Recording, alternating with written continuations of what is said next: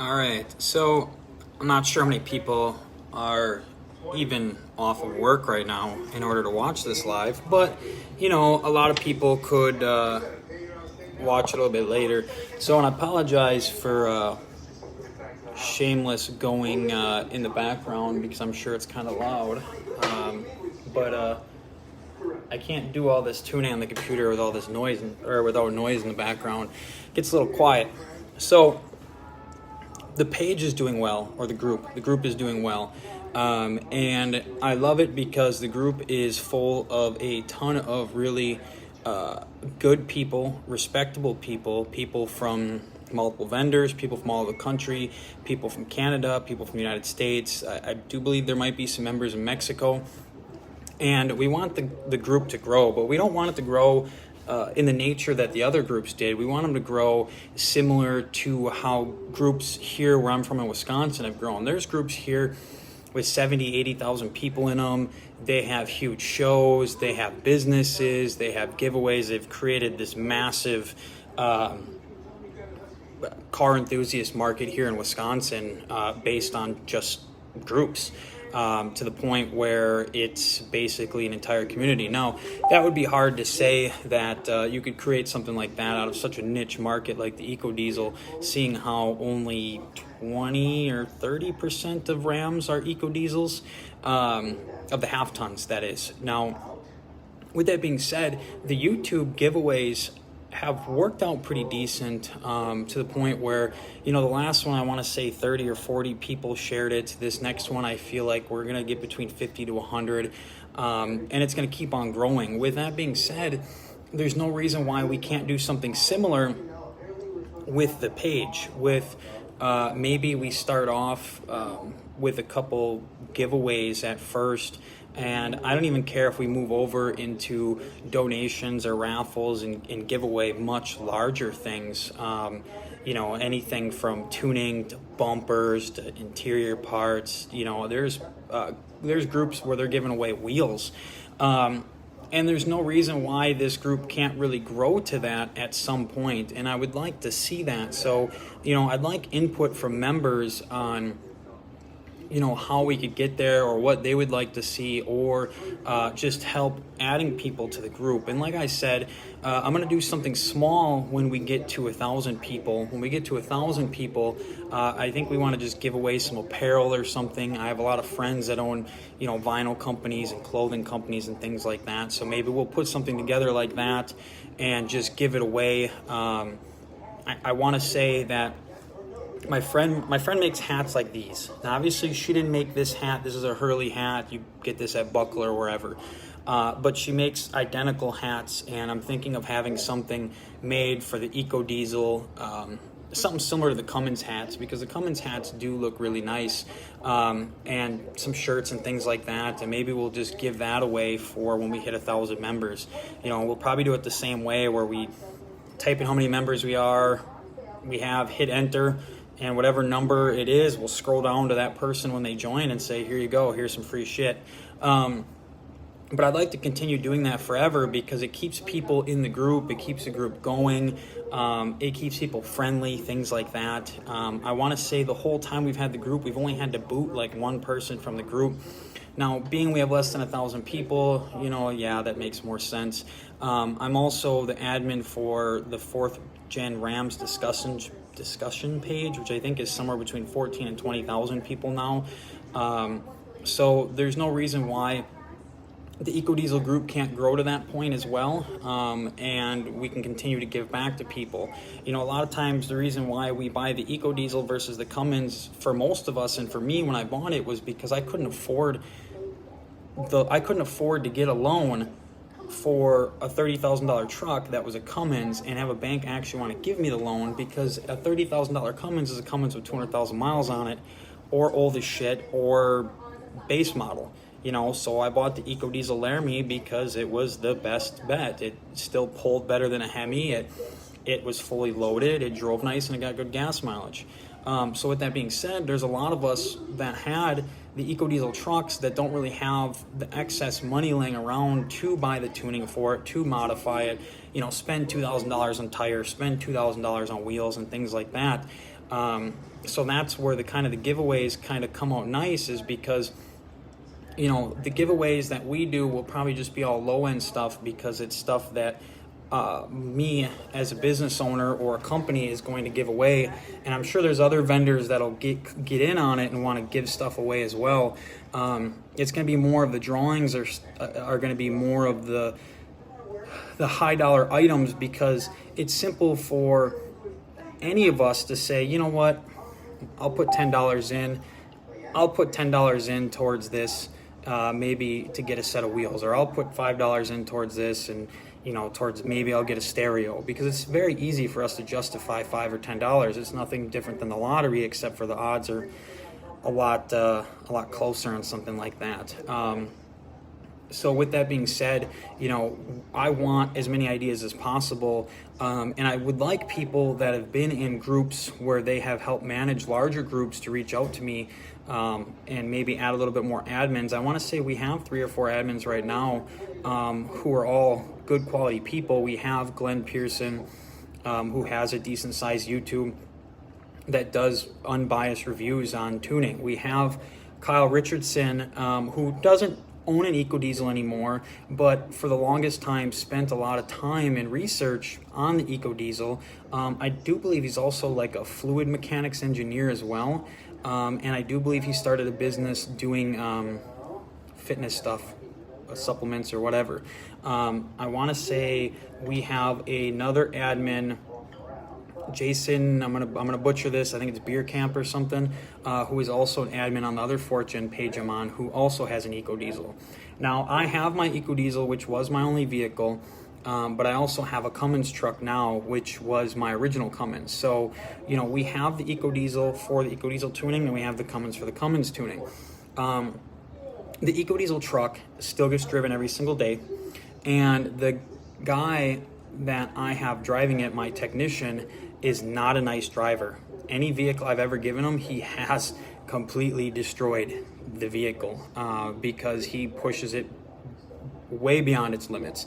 So with that being said, that he's driving that around with the 70 horse file on it. I haven't decided if I want to give him my new race file or not, but he will be driving the truck all over the country and going to people's houses and doing the computer stuff and the installs in person. So for those of you who are interested in having stuff installed in person, contact me, because we're doing it cheap, like really cheap. Like the full stage 2 kit install to Northern Arkansas is like $2,400. You are not going to be able to buy the kit and have a shop do it for that. We're going to send a guy across country to do it in person, talk to you about it, explain to you everything, and then they will work with me on getting all of the tuning set up for you, so you don't have to worry about the technology, the emailing, the testing, and all of that. Everything will be done in person. It's going to be a great deal.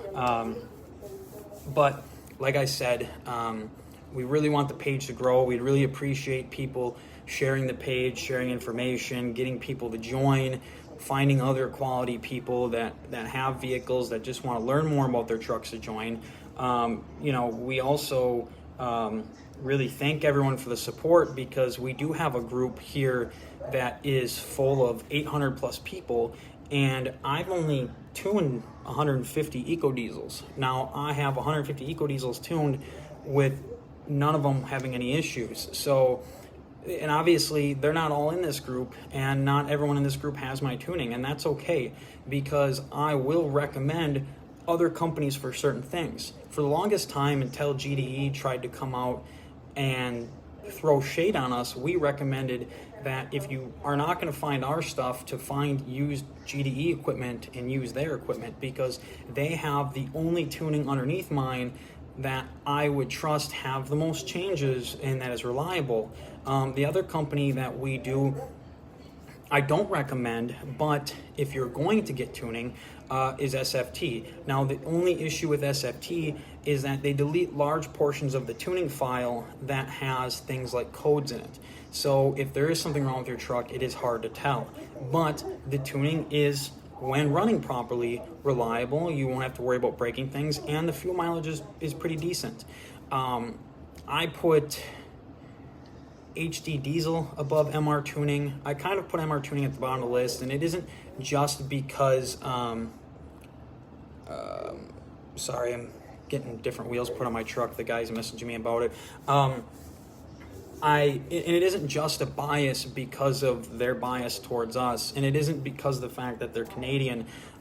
Those of, not that it matters, but my family moved here from Canada, I don't know, 60 years ago or something. So we are French Canadian as well, but we're obviously American.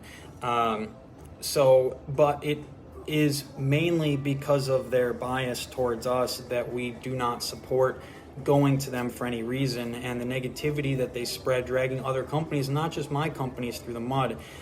We have shared on YouTube a copy of our tuning. Now it's a little dated now because every week we release new things. We continue to make changes. I have an idea, bam, okay, we're gonna make a change. We make changes, and the new updates usually have those changes to them after they've been tested. But we have put a version of our 70 horsepower tuning on YouTube. We put MR Tuning 60 horsepower stuff on YouTube, Sofa King 60 horsepower stuff on YouTube, GDE 60 horsepower stuff on YouTube. I have not done PPEI 60 horsepower tuning, and it's not just because I have a lot of respect towards Corey Willis, as he has been in the tuning game for a long time, but it is mainly because Corey's tuning for the Ecodiesel is like 4, 5, 6 years old. When it first came out, before there was a lot of information and stuff like that around. Don't get me wrong, we have started completely from scratch ourselves when it comes to coding, but he would have started from scratch back then on top of the Duramaxes and Cummins and everything else. So I will say that his tuning is probably right in the middle or lower end of the Ecodiesel tuning, but solely because they stopped doing delete tuning, and on top of that, it was early in the game. They came in strong, they did a bunch of things, they set a bunch of records, and then they kind of got sick of the drama and they got out of it. It's the same reason why you don't see CFT commenting on stuff all the time, because Josh was sick of the drama. Josh got out of it as well. He was sick of GDE trying to bash everyone, and so a lot of the big guys that used to be in this industry aren't really pushing the Ecodiesel stuff because of the same stuff with the Canadian companies and the GDE and the other things like that. With that being said, like I said, I want the group to grow, and I want as many people in the group as possible that are just good quality members that just kind of want to help each other out and continue to do good things for the Ecodiesel. I will not be driving mine every day anymore, but mine will continue to put on hundreds and hundreds of miles. I'm looking forward to getting the big turbo and the downpipe on still. I know there's a lot of negativity around that because we have all this whole long list of things. We have a huge long list of things that we're supposed to be releasing, and we haven't done it yet, and people have been like, oh, they said they're gonna do this, they said they're gonna do that, and we haven't. And they're right. So I sit in my house every day and I tune. Yesterday we sent 20 updates to people. Today, probably not as many, 5 or 6 updates, but I did the oil and the fuel filters on my truck and figured out some stuff at the bank. On top of that, I have my kids all summer, so it's not really plausible to do a ton of testing, but we will be doing that. So the goal is that when the cab comes off for the bigger turbo and the downpipe to be put on my truck, we are going to attempt to put the CP3 on the truck as well off the LBZ Duramax. And at that case, once that is tested out, we will release a kit for that as well, for those of you who are worried about the CP4 or may have your CP4 going out. If you have experienced the P0087 code after tuning, that code strictly means that the high pressure fuel pump is not able to hold fuel pressure that it is supposed to. With that being said, we haven't looked any farther into that, whether that is the high pressure fuel pump or whether there's a regulator or anything like that involved as well. But the CP4 does go bad on these trucks, and when it does go bad, it takes everything out with it. So the goal is to make the CP3 kit $2,000 or less. which is pretty much standard across the board for the CP3 conversion for most pickup trucks. We want to make it 100% plug and play, where you don't have to remove the timing cover, you don't have to remove the valve cover. We want to make it so you take the CP4 off, you put the bracket on, the CP3 on, a couple adapters, and then the first version is going to require tuning. So those of you who already have our tuning, it's not a big deal, we'll just update your file. Down the road, we're going to look into the other CP3s that other companies do, where they have the non-tune ones where you just slap it in and go. That way, if you do have a bone stock truck, you can still do the CP3 conversion without having to do tuning. With that being said as well, I would like to get some more turbos sent off to the turbo shop to do some updates. If those of you who are interested in that, get a hold of me. I'm willing to, I'm trying to do some at cost. Basically, you buy a used turbo on eBay, I tell you where to send it, we have the turbo put together, and the turbo sent to you, and it's all done at cost. You pay whatever the machine work cost, and that's it. And then we'll do the tuning side of things for you. With that being said, there is a small goal that the larger turbo will be able to be dropped into a bone stock truck with 100% emissions and no tuning, and still have benefits for that pickup truck as well. And we won't be able to know that until we test it. With that being said, there's no reason why a guy couldn't do stage one, have a larger turbo, instead of making 40 horse, make 60, 70, or 80 horse, but still be able to keep the DPF and everything in place, still be able to pass your local inspection and things like that. I haven't pushed really hard into that side of things. If you are looking at wanting to keep your emissions 100%, but you want to make power and you're willing to be I guess a test subject on that, let me know. Basically, you pay a reduced cost for a little bit of time in the handheld, and we will work with you 100% on basically creating something that is still going to be as close to compliant as possible, but makes good power. The only thing that you will need is access to a dyno, and by access to a dyno, I mean one with within a few hundred miles of you that you can drive to, get on its stock, and then you could come back later with the tune, or you could have the tune on the handheld, swap the stock, run it, swap to the tune, run it again. If you are in Minnesota, Wisconsin, Iowa, or Illinois, I do have access to a dyno somewhere near Black River Falls. So if you were in those 4 states, that's perfect. If you're near the panhandle of Texas, I have a dyno there that we have access to. If you are near Lexington, Kentucky, I have a dyno we have access to. If you are near CFT, Josh from CFT has a dyno. With that being said, if there's anyone in this group with a Gen 3 truck, we are very, very, very interested on getting your truck to Josh at CFT so he can build all the parts for the stage 2 and I can do all the tuning. With that being said, you drop your truck off, leave your truck a couple days to a week, and you pick your truck up when it's done, and it doesn't cost you anything other than time. So contact me if you're interested in that. I do have one guy interested in that as well. I'm not sure. I might have to message him and see where he's at on that. I've been waiting on dates from him. Also, for those of you who are interested as well, we are going to be meeting up with CFT, and we are going to be doing a dyno day where we're going to run everyone's tuning we have on the dyno. Everyone's stage 2 all in a row. Bam, bam, bam. So we're going to run MR tunings. We're going to run ours, which is Reckless Motorsports or Ecodiesel USA. We're going to...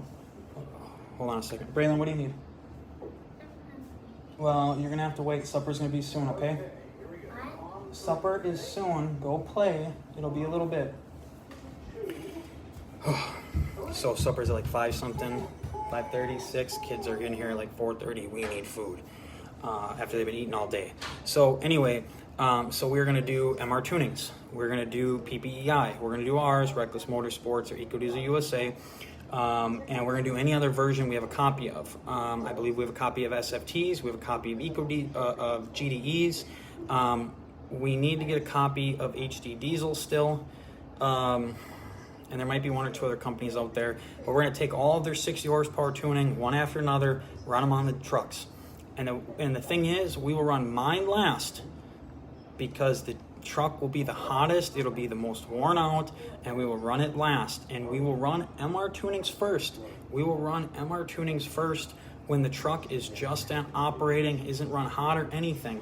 That way we're not going to get any flack from anyone about the truck temperatures and air pressure and all that. We're going to run everything as fair as possible. We're not going to make any changes to anyone's files, and we're going to run them just as they are, one after another, and put it right here. Here's the dyno sheet. This is what everyone's truck makes. We're super excited to do it because as of right now, we're the only ones that have a legitimate dyno sheet posted. And we're looking to basically get everyone's out there, and the thing is that I have customers that reach out to me and say, hey, Martin and Josh and Chris are all in my inbox, and they're trying to get me to send them their computers and this and that. And I've told them, I said, look, just tell them, what do we got to do to stop all the drama and the crap? I won't talk to them. I won't even let their customers switch to me. Just figure out something so we can just call it a day and everybody leave each other alone and the Ecodiesel world can be happy. And they don't want to do it. So sorry, but that was part of the reason behind this page, was so that way we wouldn't have any of that drama carry over. And if you notice on our page, there is no drama, nothing but information. Now I can see that Larry is watching now, or was. Larry's got a truck that I would love to get my hands on, or at least start tuning on. Larry has a compound turbo system.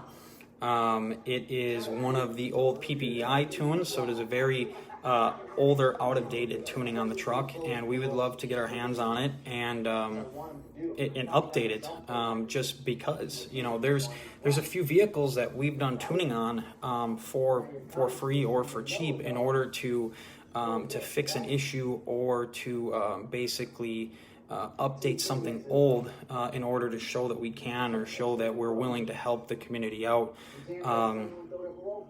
It sucks that people have gotten negative responses to getting their vehicles fixed, but it is what it is. But back to the group, I know a lot of people in here are business owners. We have a lot of people in our group that are police officers, firefighters, EMTs, soldiers. And we just have a lot of respectful people in the group, and I'd like to keep it that way, and I'd like to keep building the group going forward as that. We have semi-drivers, we have just a lot of people that are already doing good on their own, that deserve to have something stay good for them. A lot of the police officers that I've talked to, not all police officers make good money, and I don't know if people have assumed that or not. I know where I'm from, a veteran police officer, someone who's done it for a long time, only makes low $20 an hour. And so having a truck, having to go through and do the missions and things like that, on top of having a family and a house and things like that, it's difficult. We all know that. Every one of us knows that.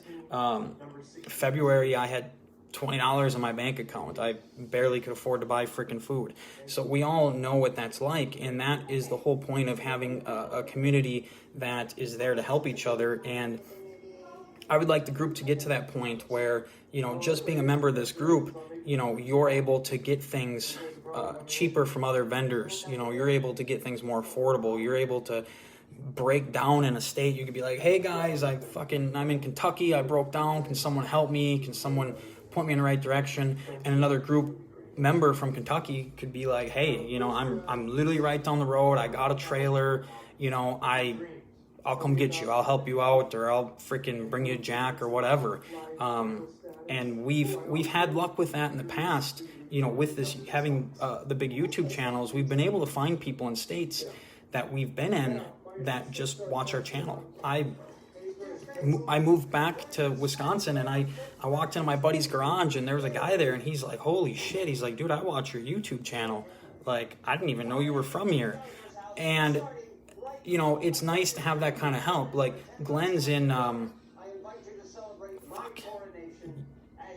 Utah. I'm gonna mess this up. He's either in Utah or Idaho. I want to say he's in Idaho. But you know, the thing on that is, well, and Larry, I talked to somebody who built the kit on your truck, and it is PPI tuning unless it's been changed, because I know the gentleman personally that built the kit for that truck. But like Larry's in Idaho. I am in northern Texas and Wisconsin and a few other places. I may be moving back to northern Texas. I'm undecided. I might be moving to the East Coast. I don't know. Life changes. I'm actually I'm about to have twins, so I'm about to have another set of children, and you know, children change everything about your life. You know, things like that. But there's members from all over the country here, and like I said, I like to put together a good community where, you know, we can have car shows places, we can have barbecues, we can all go to events and, you know, things like that, and that definitely can happen. I know the Ecodiesel community is not very big as the Hemi community or the Cummins community, but I want to say I'm gonna fuck this up. Like I said, there's like 30 or 40% of Hemi of half tons are Ecodiesels nowadays. So there will be a point where there's enough Ecodiesels out there to have a respectable sized community, and it just takes help from everyone to create it. And that is part of the reason why we see South Carolina. You know, I have thought about moving to Raleigh. I'm gonna fuck that up, North Carolina. I don't know if that's how you pronounce it or not. But what was I gonna say? But it's there's a reason why. So at a certain point when we started doing this, it was $1,400, and you got an engine tune, trans tune, and you got the parts. And the engine tune was a computer. We sent you a computer, you sent this computer back. When we moved over to the handheld, prices went up. Prices went up to about $1,750. And that was engine tune, trans tune, all the parts, and the handheld. We had that there for about a month and a half, and at that point, it was, you know, sales were good, things were good, and it's like, you know, I didn't do this to get rich. Sorry, I'm trying to see when someone gets home here. I didn't do it to get rich. I didn't do it to do any of that. And I sure as hell ain't getting rich from it. I actually spend an assload of money on research and development and software and things like that. I got so many different software, computers and shit laying around that we've bought, tried to see if we could use them to do something, and they just lay here because they don't help us. But, you know, that's how it is. I've bought 35, 40 of these things, and you know, a lot of customers never sent them back, which that kind of bit us in the ass as well. So I'm hoping that eventually they send them back. I mean, they might have sent them to the wrong address for all I know, but it was, I bought a computer online. It was like GDE hot tune. Well, coming from other industries, hot tune means the shit's turned up. Like, that's it. Like, you're good to go. Throw it in my truck, delete all the crap off my truck. Well, it was DEF and EGR only, 45 horse or whatever. The pedal was better. The pedal was better, but that was it. My fuel mileage wasn't better. Every 500 miles, I had to fucking reset the soot on my DPF, and I contacted them, and they basically just told me to F off. So we started from scratch. We started from scratch and created our own tuning, and we spent a lot of money on it in order to do it. And you know, the thing is and what the Canadians got mad about, and which kind of caused all the issues, is we created the tune.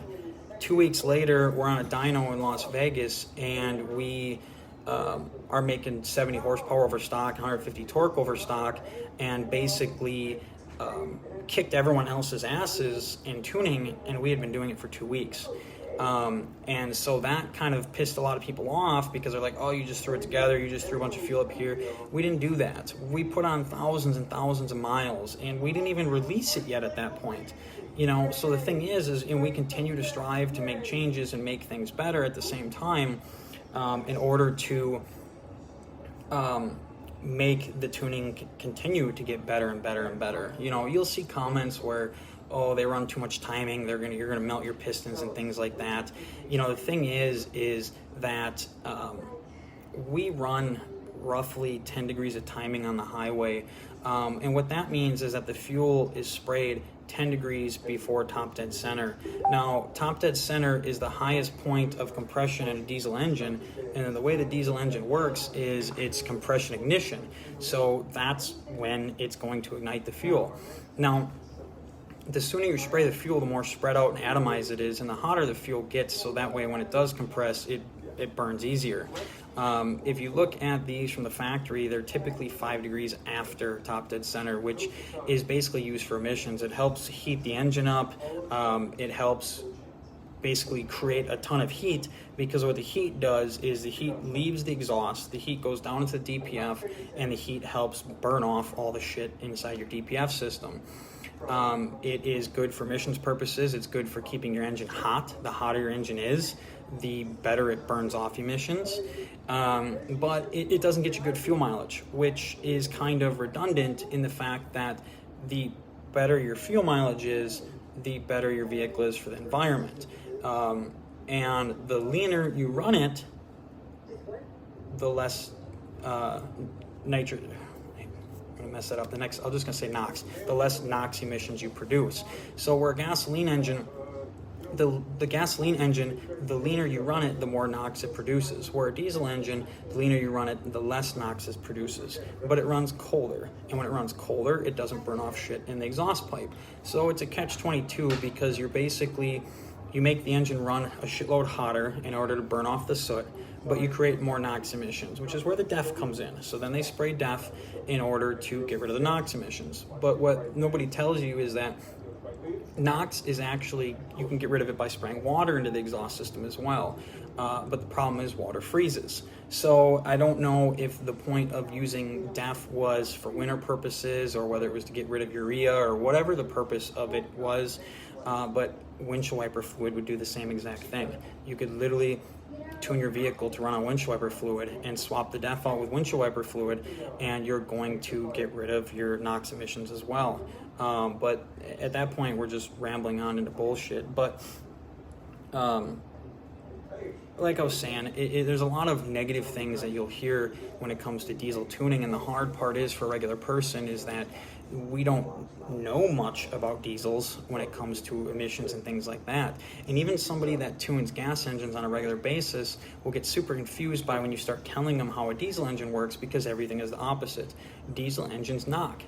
Diesel engines make noise. Diesel engines, everything is the opposite of a gas engine. None of it makes sense when you look at a theory of a gas engine and then switch over to the theory of a diesel engine. So the regular consumer, stuff starts getting really consuming, and when you just say random things, people are going to tend to believe them more because it makes sense based on gas tuning. You say, oh, they run too much timing, you're going to melt the piston. Well, your first thought is, well, sure shit, like if I run too much timing in a gas engine, I'll melt my piston there. So yeah, that makes sense. Well, it does for a gas engine within reason, and it doesn't work that way for diesel engines. So we try to put out as many videos as possible teaching people how diesel engines work and things like that, so that they can understand more for themselves rather than believing a random person online. The person from MR is a salesperson. I saw him tell people that they sell 300 tunes a month, which they don't. Mathematically, it doesn't add up. If you look how many Ecodiesels are sold versus how many are on the road, there's no way possible that you would be tuning 300 of them a month. Not everyone that buys them is 25 to 35 years old and wants to delete their shit on their truck. It's just not, it's not possible. I also saw him say that we don't delete the swirl valves because they help build torque. When you go to their website, it says we delete the swirl valves and we make them so they stay open, so that way they don't clog and you have issues. So you have a guy selling a product that he doesn't know anything about. Then you have another company where you put the word engineering in their name, and the regular person, you assume that when you see the word engineering that the people know what they're doing. You know, especially if you're just a regular guy, you go to a regular job, you know, you hear the word engineer, oh, that guy's an engineer, you'd be like, oh, he must know what he's talking about. And that's not always true. If people knew what they were talking about, we wouldn't have such a huge aftermarket. If people knew how to do things the right way, or if people knew how to make things extremely efficient, we wouldn't have a huge aftermarket. You know, and you could argue with EPA and things like that, but there's a point in time where Mopar and other places like that, they hit a wall. Their wall isn't making an engine more efficient, it is making an engine as efficient as possible while meeting emission standards. They're not going to spend the money to reinvent the wheel because they're spending all their money trying to meet the standards. Well, they spent all their money already meeting the standards, which means we can spend time doing research and development on making what they already gave us better while also meeting the same standards, because they already met them. So they already create the wall, they already built everything, and all we need to do is get in and modify and change things to make them better than they already were, while staying in the guidelines of the law. But, you know, that, again, that's just random rambling. We'll create more videos for like the YouTube that kind of goes into how the diesel engines run and things like that. But like I said, I'd really like for other business owners in the group to reach out to see if there's something that they want to do or something they want to offer to the group to make it easier for the community to buy something or to get into their business, or if there's something that they would like to give away when we hit a certain amount of members as well. I would like people with Gen 3 vehicles to reach out, because we would really like to finally fully release Gen 3 tuning and parts as well, to help grow the community even faster, because there's only one company that's going to do it right now, and you know, we're already not impressed with what they're doing. We just can't get our hands on a Gen 3 vehicle to finalize the stuff.